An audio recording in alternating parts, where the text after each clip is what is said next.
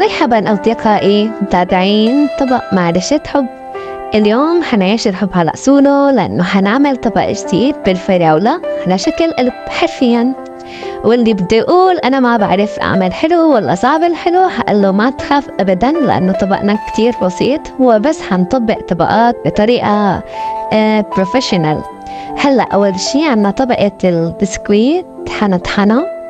قاعدة البسكويت هي مقرمشة لأنه حتضل متماسكة، وفي نفس الوقت حنحط لها زبدة مشان تاخد الشكل اللي بدنا اياه. بعدين على فكرة الخبز مو مسألة دقيق وسكر، هو الطريقة لتلم الأحباب ويصير أحلى. وخصوصي الصيف بده أكلات باردة وسهرات طويلة، فمشان هيك يلا لنساوي هذا الطبق اللطيف. أول شي حنرص طبقة البسكويت بشكل كتير معكن أو قوي، لأنه هو حيكون الطبقة الأساسية عنا. هلأ رح نجهز طبقة الكريمة.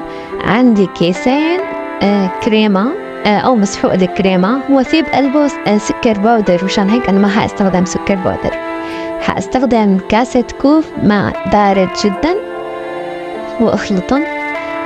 بعدها لحط معلقتين فقط من جيلي الفراولة ومي سخنة منشان حطهم فوق الكريمة. انتبهوا كتير لازم تكون هاي باردة، لأنه الكريمة إذا حطينا لها مي سخنة حتدوب مثل ما دابت.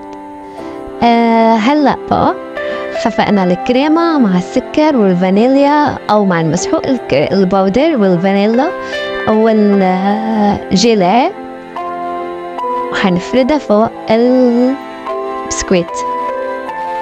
بعدين ححطها بالثلاجة أقل شي 15 دقيقة، كتير مهمة هاي الفكرة. هلأ بقى برد القالب ساعة، وبعدين تعال لنساوي طبقنا الجديد أو نحط الفراولة.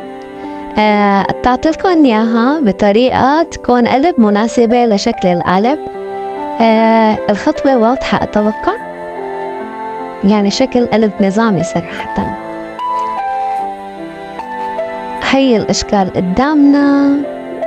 هلأ حنصفن بالقالب، حنرصهم بشكل إنه هنن يكونوا متطابقين، أو أكيد الشكل اللي بدكن إياه، بس أنا بنصحكم إذا أنتم مستخدمين نفس القالب تصفوهم بنفس الطريقة، لأنه حيطلع الشكل بالآخر كتير جميل.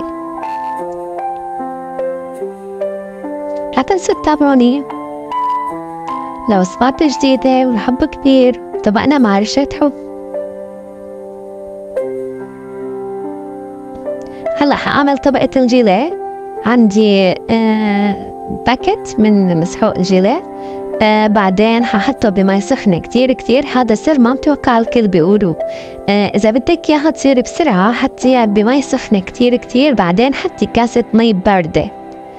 تقريبا حياكل بالكتير 15 دقيقة ليصير جاهز.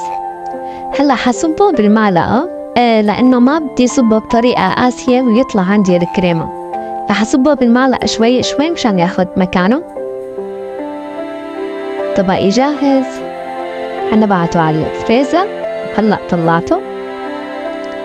المشهد صراحة هو بالفعل طبق معرشة حب. طبقنا جاهز، مقرمش من الأسفل، كريمي من الوسط، وجيليه براق من فوق، وبطعم فراولة. جربوها وقولولنا بالتعليقات كيف حتطلع، وقولوا لنا مين أكتر شيء النكهة كانت كتير طيبة، لأنه أنا لما دقتها صراحة كانت كتير لذيذة. الطبقة الأولى البسكويت والكريمة والفراولة هي عم تعطي كتير اندماج رهيب. سبسكرايب مشان يوصلنا صوتكم ويفتح لنا نفتح لنا قلبكم، أو تابعونا لطبق جديد وصفة جديدة. ورح أترككم مع هذا الجمال، وإلكم صحة وألف هنا وعافية.